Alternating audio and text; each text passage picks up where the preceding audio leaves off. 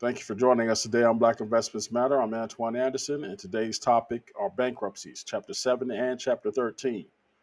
What's the difference between the two, and how can they help you protect some of your most valuable investments?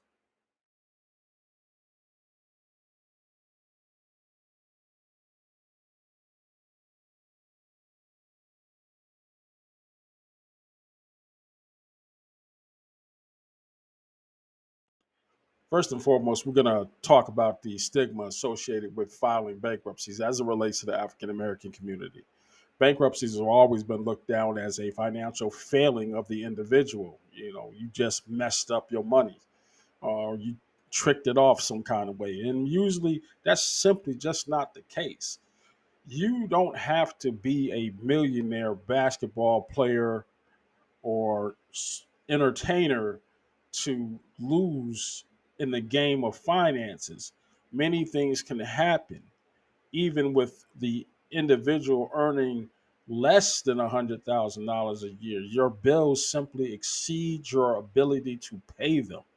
And in these trying times, we're finding that it's happening more and more. I would be remiss to say that um, during the COVID pandemic, I think there was a drop in actual bankruptcies filing because of the protections that were in place.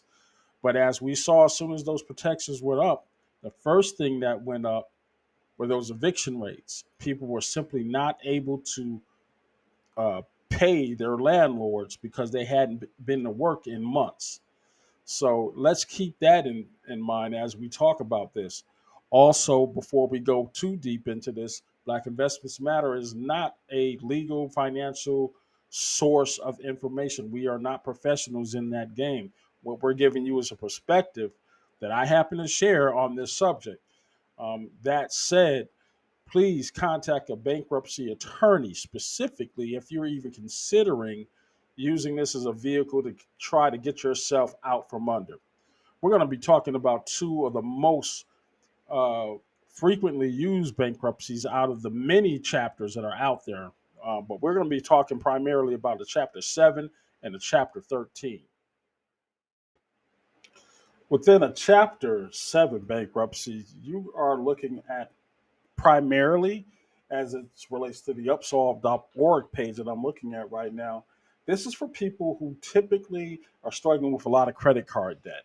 You got some medical bills, unexpected expenses popping up, or some debt you just can't get out from under. This often provides the quickest path to financial fresh start. Unlike when you are, going to pay an individual to fix your credit, you're also talking about some legal protections afforded to you under U.S. bankruptcy law that will keep you from having to pay all of your disposable income to a creditor because you've fallen on some hard times. You will have to complete what's called the means test. That's when they take a calculation of what you earn and what you spend and figure out from that what you can afford. That usually results in a lot of your debts being discharged. Now, the main disadvantage of using a Chapter 7 is that it negates any of your credit history and it stays on your credit for for over 10 years. That is a significant deterrent for anybody considering to file it, but it usually eliminates or discharges your debt within 3 to 4 months. You will see an initial boost to your credit score. That's why some people who file it jump out and get a brand new car right after they've gotten out of debt. Usually a sign that you will be back if a bankruptcy attorney allows it. Um, we have certain political figures who have taken plenty advantage of the current bankruptcy laws in the state. And we're not talking about sevens and 13s. We're talking about entire organizations or companies that an individual, such as one of the former presidents, have publicly taken advantage of. So why should you not take advantage of those protections if you are in that financial state? Okay. That said, discharging those debts often leads to better choices for that individual, and then you can, in some cases, keep some of your non-exempt property. There are properties that are exempt.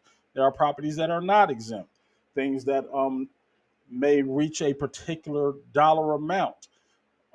You may be able to keep it. Depreciable assets, things that are not going to be worth much, you don't always have to liquidate this. But this is what it's also known as a liquidation of your assets to satisfy what you owe to your creditors.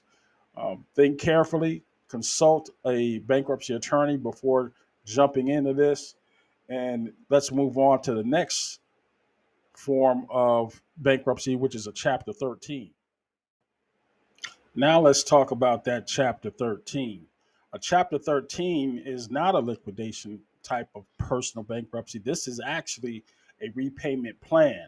Operates quite different from a Chapter 7.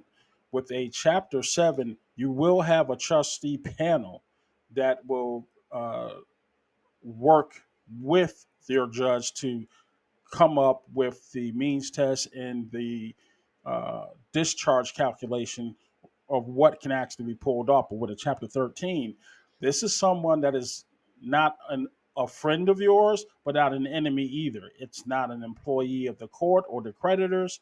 It is someone who works with the judge to collect the monies owed and disperse them to whoever is owed, usually without the interest attached to what you would typically have to pay if you have something like credit card debt. You arrive at an amount, and that amount is paid off over time on a schedule. Now, as such, a Chapter 13 allows you some protections that you may not have with a Chapter 7, such as keeping your house. Now, recently I've heard that many times, even in a Chapter 7, you may still be able to keep your house. But the biggest reason why someone would choose a 13 over a 7 is because A, they make too much money to file a Chapter 7, and B, they have an asset they're trying to keep without having to liquidate, such as a house. Those two reasons are one of the most common why you would choose a Chapter 13. In addition, like the Chapter 7, where you have to wait 10 years before that bankruptcy filing falls off your credit report, a Chapter 13 stays on your credit report for about 7 years. You are usually set to a 3 to 5 year payment plan, depending again on how much debt it is that you are actually trying to negotiate. Once that plan is over, you are discharged at the end of the payment plan and any remaining debt, and they break the debt down into secured versus unsecured. Now, your secured debt are things like taxes you may owe. That's got to be paid first. Your secured debt is going to be an automobile that you're trying to keep that you recently got. Unsecured debt would be something where you would put a repo of a car if you were unfortunate enough to have your car repossessed. That is a big difference. You're still going to have to pay it, but one form of debt takes precedent of over the other. You will have to pay that secured debt first, and then all the money that you're paying into the trustee will then be geared toward paying off those unsecured debts.